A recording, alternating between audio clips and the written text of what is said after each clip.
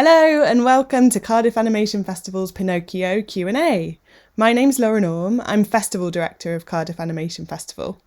We were so thrilled to host this Q&A with 4 animators from Guillermo Del Toro's Pinocchio on Sunday 18th of December 2022, which we've recorded and put out here for you so you can listen to it if you couldn't make it there in person. 4 animators from Pinocchio joined us for the Q&A, Thiago Calcado, Savannah Steiner and Tim Allen, who joined us in person in Cardiff, and Kim Keukeleire, who joined us on Zoom from the south of France. I started by asking the animators to introduce themselves and tell us about one of the shots they animated for the film. Thiago spoke about how he mainly animated Death, the Sphinx character, and the conversation you're about to hear starts just as Tim mentions that some of Death's lines were changed after Thiago animated her. I hope you enjoy the Q&A. He was so angry at the world premiere because we were watching his shots and he was like, they changed the dialogue. I didn't act it to do that. Yeah, but pissed me off a lot. There's a couple shots that she talks and then, because I was planning, because she doesn't have a mouth, so you have to plan exactly where she moves and how to deliver the lines. And there is one shot that they shorten the dialogue. So she stops talking and still moving. And I was like, well, that's Del Toro. Who am I to go there? Hey, dude, come on. It looked great. It looked great. Your nose should grow when you do that. Yeah, but but it was fun. It was a really challenging puppet and managed to do, he was happy. So he asked me once, like, are you happy? And then I asked him back, like, no, are you happy? So like, yes, I'm happy. So I'm happy. Because as an animator, we're never 100% happy with our shots. At least, I don't know. What about you, Tim? My shots were all perfect. I agree. Tim, tell us about your favourite shot that you animated. A lot of my stuff was in the church with Pinocchio and Geppetto when Geppetto gives he gives Pinocchio Carlo's book. And Pinocchio doesn't understand why the book is so important. Admittedly, Oliver did all the cool shots, and I did the ones in between, when you're looking at the crucifix from that angle. I don't know, one of my sort of favourites is, my first shot is when Carlo picks up the pine cone in the forest early on, and you've got the close-up of his feet walking past it, and then his hand comes in to sort of choose which pine cone to select. And they wanted a huge amount of acting from his feet as he sort of walks in and then sees something and chooses to stop. And then when the hand has to come in and the hand has to come down and go, maybe this one. Yes, this one. There's a lot of acting with the hands they wanted. So that was my first shot and a big challenge. And I'm pretty happy with that. The close-up of Carlo's face afterwards is terrible. Because so it started off, the hand's great, but then the camera zips up to Carlo's face when he goes, what about this one? And he was ugly. The mechanics in the face couldn't quite get the smile. So we try and get the best we can out the puppet, like you doing your walking. I'm Savannah Steiner. My favorite sequence that I animated was the his feet catching on fire scene. I lived in the dining room for maybe a year. And I think it was just my favorite because it's so much fun to animate to the voice reads. When you get a really good voice read, oh my gosh, it's like, thank you. And Pinocchio was a little brat and so much fun to animate brats. So I had a lot of fun doing the live action video references. We have to film ourselves. So I was all like, Meh. And then, I lived on that unit just animating Pinocchio being a brat. So that was one of my favorites. She's on mute. Okay, muted as usual. The favorite shot I animated was probably the shot when Volpe is singing and going down the wagon. So that's the one probably I enjoyed the most, and it was quite tricky because it had to be like a choreography, but we tried to do some live action. I don't know if you know that's not a live action video reference, but it couldn't work because it was too complicated to tried with an animator, but he wouldn't get to do it, so I just made it up, and that was quite nice to also be more free and doing that with the music and with more freedom than just trying to follow a complicated setting. Amazing, thank you all. Quickly before I throw it out to the audience, because I'm sure loads of you have loads of questions as well, but I wanted to ask, would you mind talking to us a bit about how the film was made? Like, what materials were you working with? How big was everything? Did you have some giant puppets and some tiny puppets? What was it like? Well, Sphinx, the death, she was pure silicone. And she had rigs coming out of all sides of her, so he really couldn't manipulate her body. It was like winding here, winding there. Yeah. Yeah. How long did the film take to make? 2 years to be filmed. I would say a good 2 years. 2 years, yeah. Yeah. But For animation. Yeah. Yeah. Because they did pre-production for 10 years prior.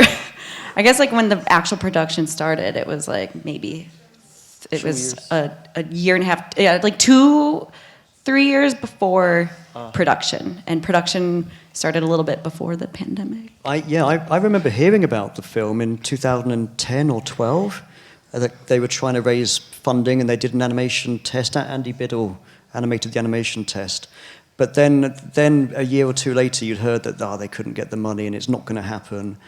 So Netflix wasn't really such a thing then. They weren't. So it was Netflix funding it that got it going. And Guillermo had it in his head for 10 years, I guess. That's half his career, he says. So we use silicone for the puppets. The Geppetto, pretty much all the characters are, they have an armature inside, which is like the skeleton, it helps them stand and move.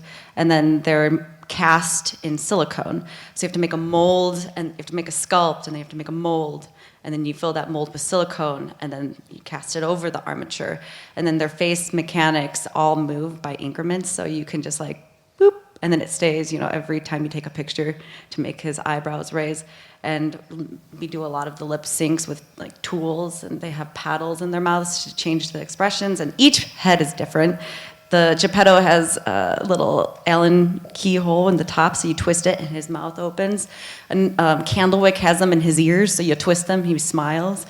And Pinocchio was just face replacement, so that was 3D printed, and you just put it on and off each frame. So silicone, yeah. And from an acting point of view, the mechanical heads like Geppetto, because he's got little paddles, we call them, in his moustache and his jaw and his eyebrows, you can do lots of subtle manipulation to get that subtle movement, so you can get quite involved in the acting. But with Pinocchio, because you just replace effectively a mask, you pull off his nose, pull off the face mask, and put the next one on. So it's all kind of predetermined, his mouth movements. So you've got to move the body to match the predetermined faces. You haven't got as much creative input, I suppose, into his facial animation. Yeah, when I was doing the shot when Geppetto's shaving Pinocchio's nose, his fingers are on his hand the whole time, and Pinocchio's like, why did my nose grow today? So what I had to do, we had to rig up Geppetto where his fingers were perfectly like this, glued to the nose. So we glued it to his nose, and I would wind Geppetto backwards, and I'd have to take off all of Pinocchio's face, put every increment, so every frame, and put the face back on, and then wind him back, take a picture, pose up, take a picture, and then wind Geppetto back, and I had to do that for I think that shot might have taken me a week to do. So it's 8-hour days of just winding him back, putting him, getting him back in the same spot. You can't take Pinocchio's face off without taking his nose off first. Yeah, you have to take, and his eyes. You have to take his eyes, nose, and then the face. Yeah, I did one of Geppetto and Pinocchio hugging, and because Pinocchio's face was embedded in Geppetto's stomach, it was a real pain to get the face off each time. You see, kids, doesn't worth it, Yes. In fact, looking back, engineers. I'm starting to feel traumatized thinking back. No, it's fun. Work in one one great place, or are you in different locations? The producers would love us to say it's a great place. No, it's one place. It is a great place. We worked mainly in Portland, Oregon. That was one big studio, and there were two buildings like right across the street from each other. One housed the puppet makers, so all of the puppet people were there, and then one had more of the stages and the set department and the wood shops, so they were making all the sets. And then there was a studio in Guadalajara, Mexico, and they were responsible for the rabbits, so all of the death rabbit scenes. Thiago did the Sphinx, but they did the rabbit Before, scenes. where you're playing cards. And then there was some of the heads that were made with McKinnon and Saunders, and that was, I don't know where they're... London. Some of the puppets were made in London. They shipped to America. And they were shipped, yeah. So. Where did you work, Kim, when you were working on the film? Were you in Portland as well? Yes. Yeah. So you guys were all together? Yeah. Yeah. I borrowed my car to Kim a couple of times so she could explore the. Yeah. She was traveling a lot every weekend, enjoying the city. It's a beautiful place. Portland's beautiful. So, this is from like an animation and acting point of view. There's only so many faces that Pinocchio has. There's only so many kind of presets in that sense that you can have. So, how do you negotiate with like the voice actors to make the physical body match the voice? Is it the voice that comes first and then you guys adapt to that, or is it the other way around? I would Voice say comes that the voice always comes first. They record the voice, they record the actors long before production. Right. And then as an animator, you animate to the voice. So yes, Pinocchio's faces were already printed out for us. We just have to, use the body with, animate and act with expression. And we've been doing this for a very long time, so we understand when his mouth is big, that's probably when you want to make the body go up with the mouth. Yeah. So and when it's subtle, we know don't move the body too much, just let him talk. We studied the waveform too. When you get the audio, you have the waveform, and you know that some points are really high, then you know that's the highest moment we use Dragon Frame, and it just comes out. There's a track read on the side, and then whatever the camera sees is fed into the screen. So we're working on a computer, not on the camera, and we get to see the frames that we shoot right in front of us as we shoot, and then we see the audio form. Yeah. And then sometimes you'll see the dialogue. Well, actually, they put the dialogue out, so you see I am, And as we go about our day, we continue to knock off all those frames. I'd like to quickly talk about the acting process and the briefing, and then introduce to Kim for one of her musical bits. When we'd have our meetings with Guillermo, we would take the dialogue that we've got for that shot, and we'd film ourselves, and we'd do often dozens of takes of us doing the line. So you play the line 50 times, so you've got all the connotations and you act it out. And then that video of you acting is shown to Guillermo, and we have a meeting with him, and he'll say, sometimes he just loved the acting and said, yup, do it like that. Other times he'd want to make a few changes or add something. But it was a great way of starting the interaction between, do you mean like this? Or what about this? And it was just a very good reference point for what the performance would look and feel like.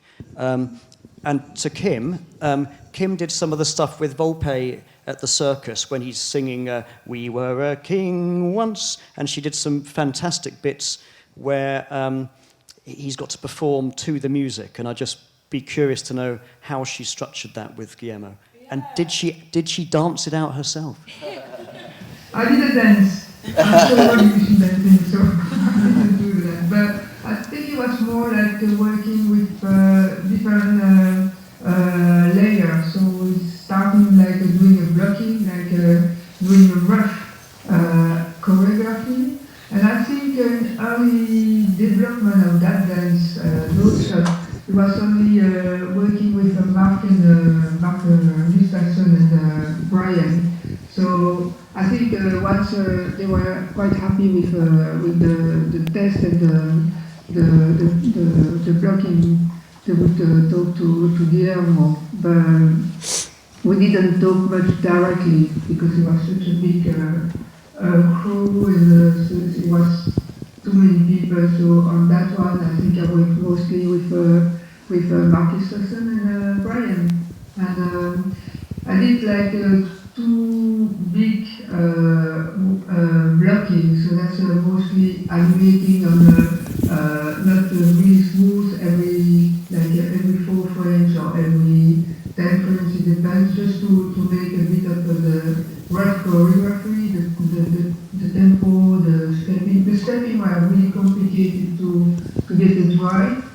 And also with Spats also and all that thing, so we needed to test few times. And then once it was so good, well, we decided we tweaked it, and then I started the shot. And then, but I didn't dance much. few things, but not much. Thanks, Kim. Do we have any more questions in the audience? Can you just, yeah. Hi, thanks. Love the film. There were some pretty complicated camera shots. How do you animate the camera? And how do you keep, is it on a dolly or? Motion control, pre-made, so figured out before. There are some guys that know the motion control. It's a big contraption, and they set it up. It's like on a crane, and the camera can move and do whatever is programmed in the frame on the computer. And so they program it before, and then they show whatever was shot to Guillermo. He signs off on it, and then we, as animators, come in and just look at what the camera move does, and we have to kind of map it out. But we don't touch the camera. We're not allowed to touch the camera. But I'll add to that. It's all pre-programmed, but there's never quite enough time to plan things as much as you want.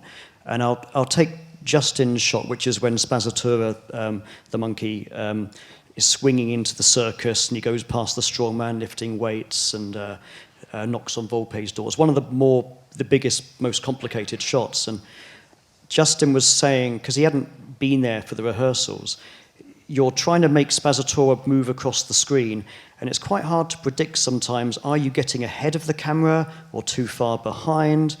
It's especially if there's lots of stuff going on, it's much harder to go back. And the same when Sergio was doing all the kids in the kind of war game, where they're all running along with paintball splats going around, and he was trying to work out, because there's all these kids moving around and trying to guide what you see, what you look at, because there's so much chaos going on. And again, you've got kids running. You don't get them too far ahead or too far behind, and you can get quite lost with it. So. Oh yeah, I did one of those running shots, and after a while, your eyes start strobing. You're like, am I seeing this correctly? And you need to pull someone in and be like, am I doing this right? And they're like, yeah, you're fine. So doing those running crazy Moko shots, you have to kind of take a break so you're not strobing. And second opinions are really useful, because as you say, you get too close to it, and and it could be any of the animators if the supervisor or director isn't available, just to get someone else to give you a fresh perspective. The credits were enormous. How many animators are needed?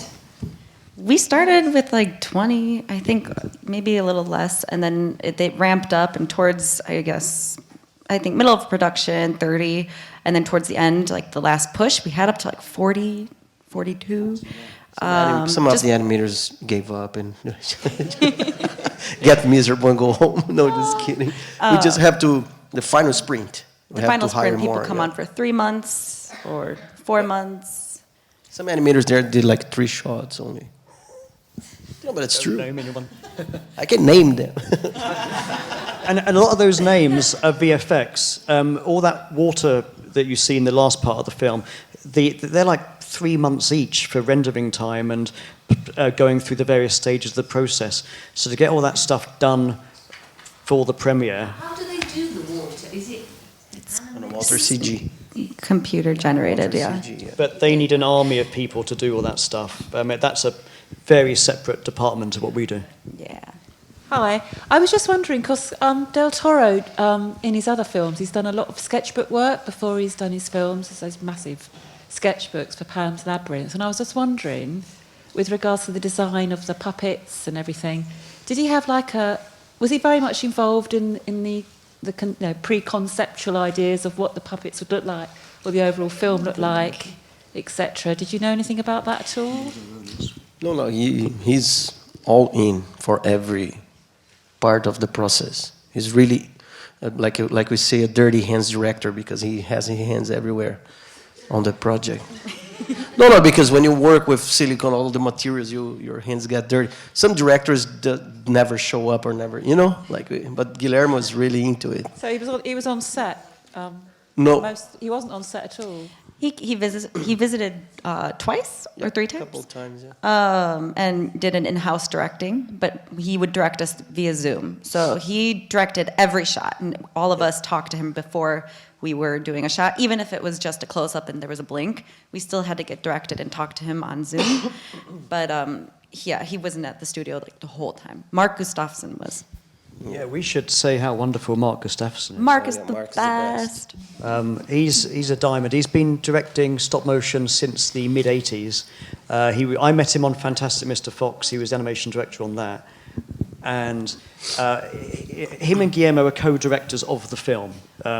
And both of their fingerprints are all over every shot. Yeah. Guillermo very much comes into it from the emotional performance and how the character is feeling. Mark he can talk about all of that, but he'll also talk about all the practical problems you need to deal with and different ways you could go about giving the performance you need, from hitting the beats of the story to the cinematography too. Yeah, he exactly. was really good about where to put the camera, when to cut, and while GDT was a little bit more into the performance of the action. If we had practical questions, Yeah. Mark would really help us through all of that. Mark was good at translating what Guillermo wanted into animation language. That was what his big thing was. You already learn, because every director is really different, the way they work and the way what they're looking for. I think what was interesting with Guillermo, he was looking for a little more into little details, into imperfections, and into little unpredictable things. And that's something that they worked a lot. And then, I think I knew Marco Gustafsson because I worked with him already on Mr. Fox, so I knew already him, the way he's working, and then, yes, that's always a different way to work with each director. I think that's the tricky part as an animator. You have to understand what the director wants and try to go inside his mind. It's like a relationship that you're learning to anticipate what they're looking for and what they don't like as well. Yeah. And they're kind of learning what they can trust you with.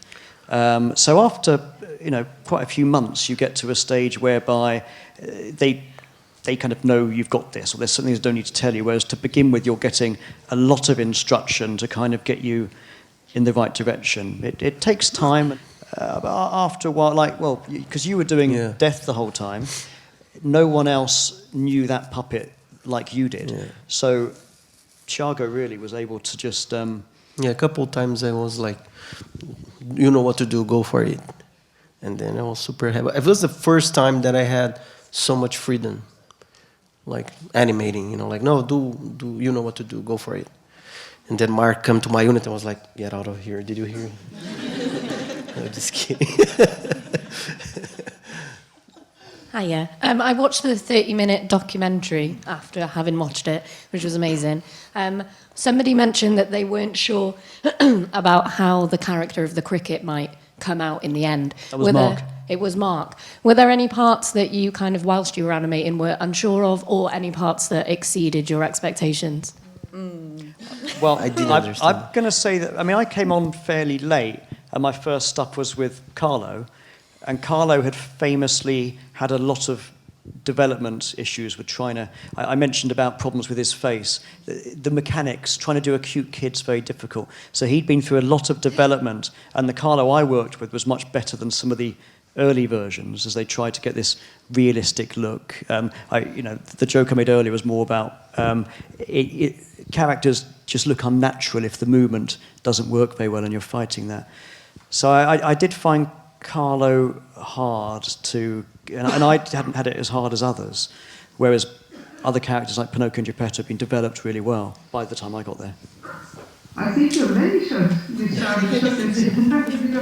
I agree. I think especially, yes, I had a Volpi character all the time, and he was a very characteristic and caricatural character. So it's to make sure that he's got that specific way to move and aggressiveness and all that thing. So you never know when you start a character that's really different from usually.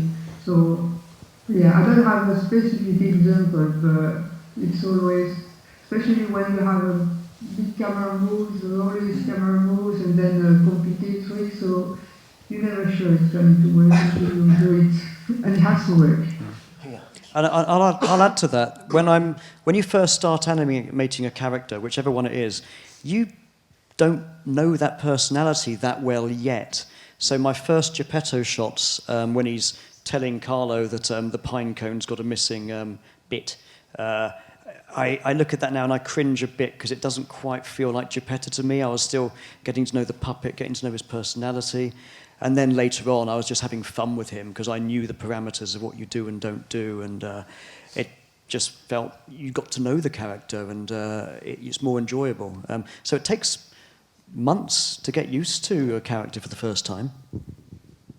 Yeah, but I never have fun. He's so grumpy. You didn't do this because you thought you'd enjoy it. No, but it's like, as an animator, everything you do, it's like you're doing for the first time. Oh yeah, you forget how to animate between shots. Yeah. You're like, wait, how do I do this again? Okay. You know what? Being on set, when you see animators coming out of their little dark place, and we skulk off to go to the toilet or have a coffee or sob in a corner somewhere, and generally speaking, our conversation is like, hey, Savannah, how's it going? Oh, my shot, I can't see straight. The puppet's causing me problems. I'm gonna quit. Or their face looks like Spaz's face. Like, okay, let's take you out for a beer. There's a lot of counselling animators who are all feeling, oh, my shot's going wrong, I can't see clearly. Constantly. Everyone thinks that they're dying. And even when the shot is approved, you think like, oh my God, it's gonna be like that forever now. The film was not perfect. Yeah. It's funny. It's hard to let it go. Oh, but it's I think so after emotional. watching the movie a few times, it's just beautiful. Just all together. I'm like, wow, I worried so much about this one shot, and it's a blink and it goes away. And if you're not trained to see it, it's like, or see any like the nuances that we're trained to see, it's fine. Like, why are we making our lives so hard? And you do watch the finished film, and the shot's just gone in a moment. You're like, somebody blinked and didn't even see the bit that I messed up. Yeah. I was struggling for a month, and it's already, someone blinked. Yeah, hi. I was interested in kind of what your kind of career path into stop motion specifically, and what are some of the other projects you worked on. You both mentioned, you and Kim both mentioned Fantastic Mr. Fox, which is one of my favorite films, so thank you for that one. But I was just kind of interested in you guys' background specifically. Let's start with Tim Allen, because I was not even born when he started. Please. I had my 23rd anniversary recently as a professional animator, and Kim and I will say similar, that we both did many years of kids series. In fact, I did Fireman Sam here in Cardiff for 18 months, which taught me loads. I'm still very proud of that to this day. We did it in Curran Road, just on the other side of Cardiff Central, and 18 months of, I loved it. It was many things, lots of great character work. disasters and daring rescues and water special effects and stuff. And but the kids series eventually led me to getting the job on Corpse Bride, and that then started that journey to doing feature films and creature comforts, and it's so you do a mixture of all sorts. But I did Chuck Steele in Bridgend, another get me crowbar all my Welsh projects in. Goodness, and we're now all working on Chicken Run 2 at Ardman. This is your first time in the UK, isn't it? This is my first time in the UK. I come from 7 years of TV in Los Angeles. So I started on a show called Tumbleleaf on Amazon Prime. Did that as an intern and worked my way up to animator. It took 4 years. And then I just worked on Adult Swim projects for Stupid Buddy Studios, doing like Robot Chicken and Crossing Swords on Hulu. Just a lot of random projects in LA. Did a lot of freelance. I had a little studio space. So I also was animating. I go to my day job, animate, and come home, animate until like 3 a.m. Did that. And one of my really good supervisors, she's one of my best friends. She gave me the supervisor of Pinocchio's number, and so then I reached out to him, and I'm like, "Hi, I want to animate on Pinocchio." And that was a 6-month-long process, and finally he trusted me, and they gave me an interview. So it was just a lot of persistence and just really trying to get onto Pinocchio for me to make my transition from TV to feature. And then right before I got on Chicken Run, I just stopped in LA and did a month-long gig on another little TV series, and now I'm here, and I don't know what I'm doing next. So I draw like since I was a kid, like every kid, and never stop. And one day a friend of mine was working with animation already and took one of my drawings and animated, and then I was like, oh my God, that's what I want for life now. And then I started to do 2D animation, and then I'm Brazilian, so back there in Brazil, doing a lot of commercials, and then they were looking for a stop-motion animator in a feature film in the south of Brazil, and then because there is no stop-motion animator, I applied and was approved, because I knew it already, because it's a similar technique, 2D, CG, it's all the same. You just have to adapt a few things. And then I got the job as an animator in a feature film there. And then since there, never stopped. I work on Kubo and the Two Strings, I Love Dogs, Pinocchio, and Chicken Run now. I think it's the biggest. I did a few things in Spain too, in Norway. Yeah, and here I am. We just finished a feature film in France, The Inventor, and it's a co-production with America and France. And the thing is, last year I was supposed to come on Pinocchio a year before I arrived last June, the year 2021. But because of the COVID, I had to wait 1 year to get to America. And then I had this project, The Inventor, that was already booked, where I was doing the animation director. And so we had to leave the shooting of Pinocchio in January to start shooting this film here.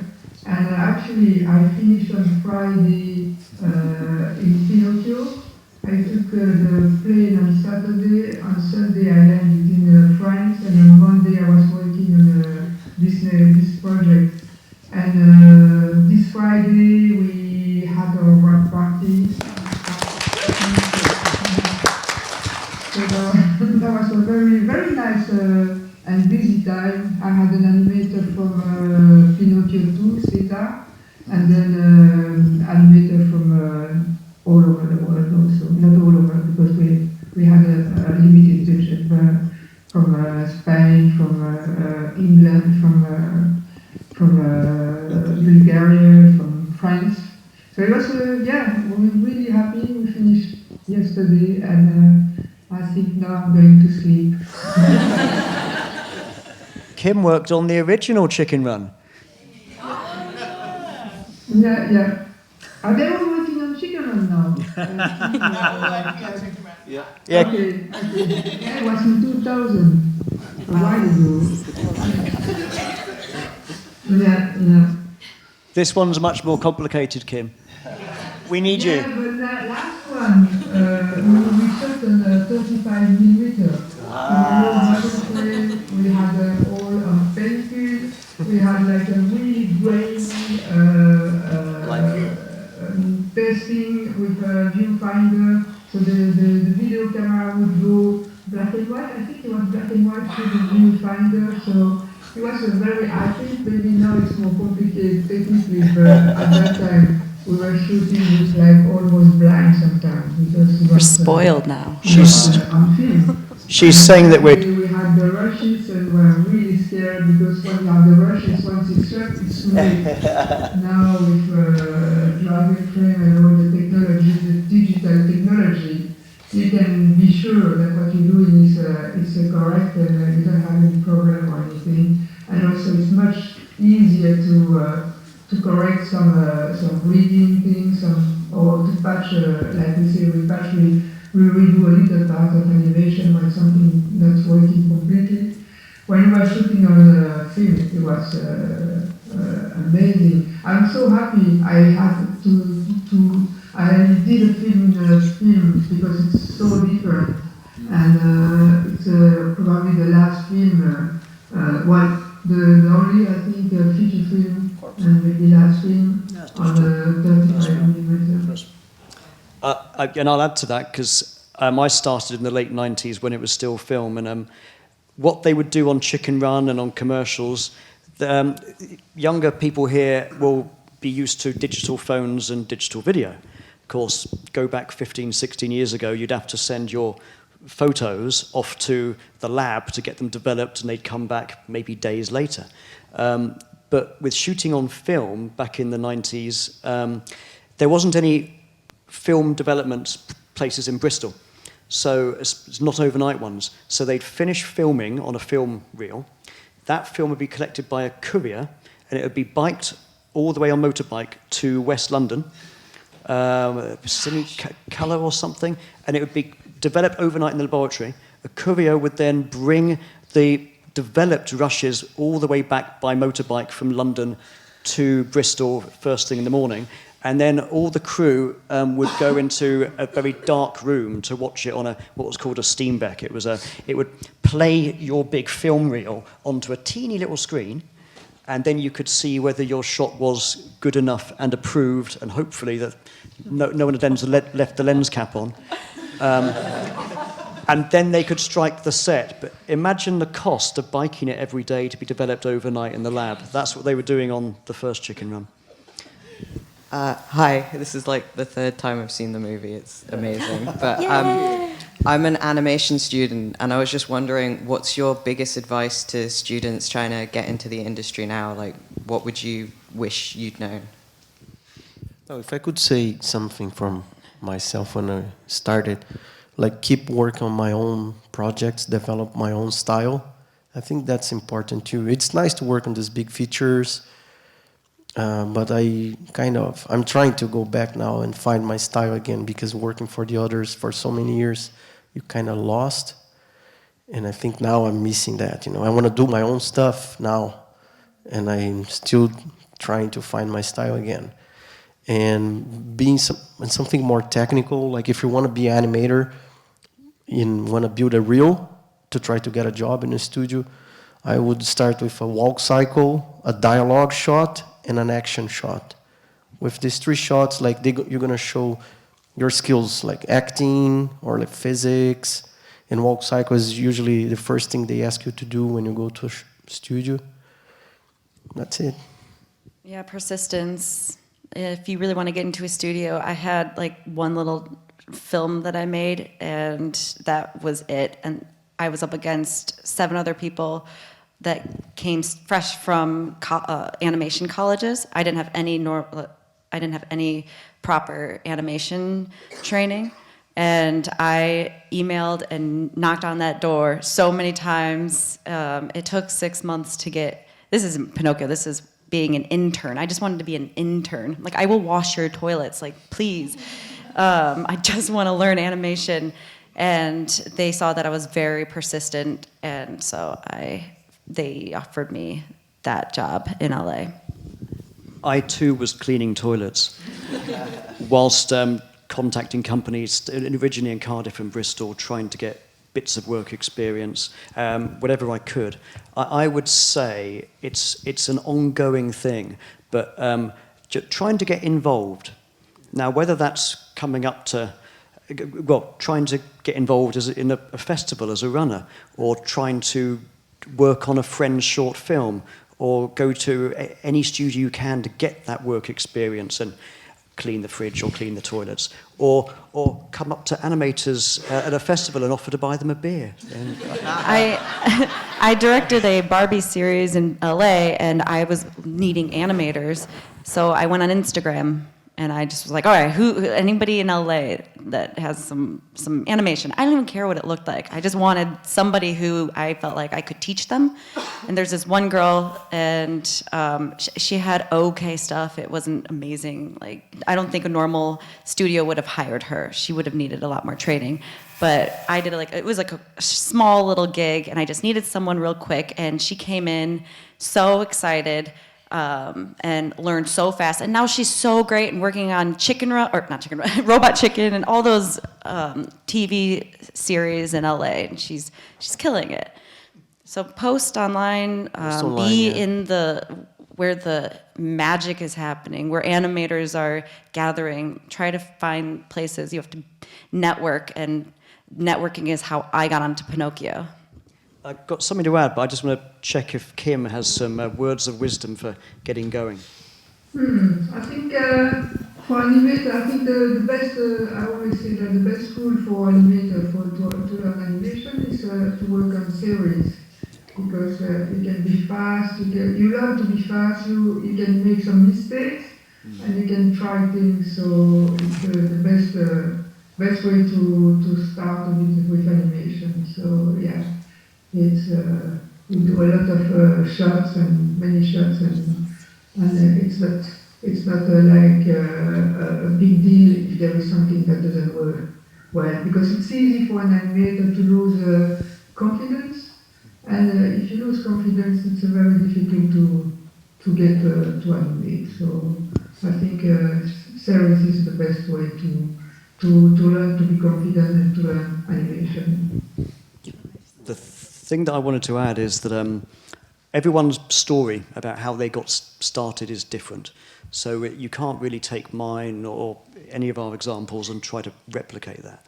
The thing I would say, though, is that this is a journey. It's an ongoing path that will keep changing directions. And some years there's lots of work around, other years there's very little.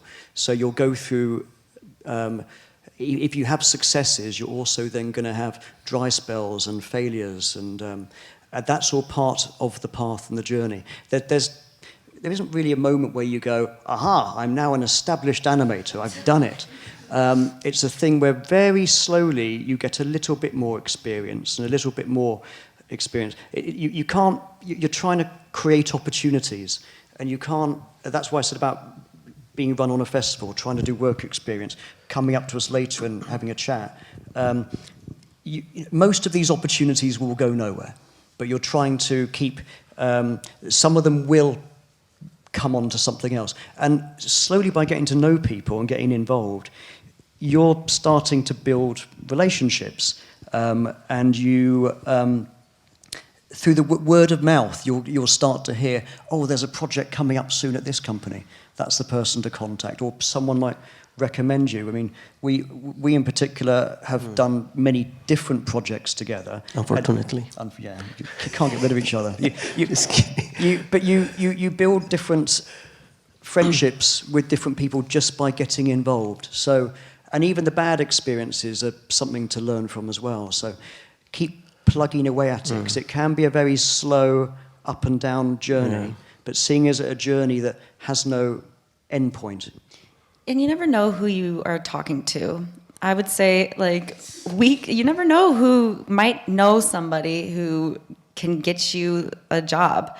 I was bartending in LA, and I was serving a table, and this guy was like, what do you want to do? Want to act? I'm like, nah, I kind of want to get into stop motion animation. He's like, oh, my this is how I got the email for that studio that I interned at. He's like, my best friend owns the studio. I'm like, what?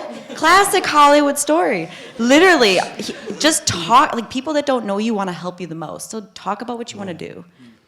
And don't give up. Like I applied for Leica 5 times, and here in Ardman at least 3 times I got a no.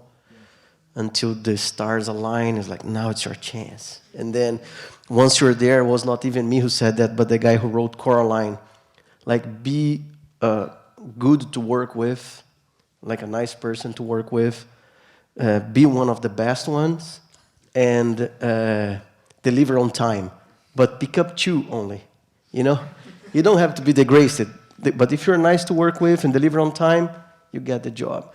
Like, if you're one of the best, deliver on time, you can be an asshole. And, you won't get, you know. And it's not, I'm quoting New Game. It's not me. And there's a lot of rejection along the way. I had every single company in the UK give me a rejection letter when I started.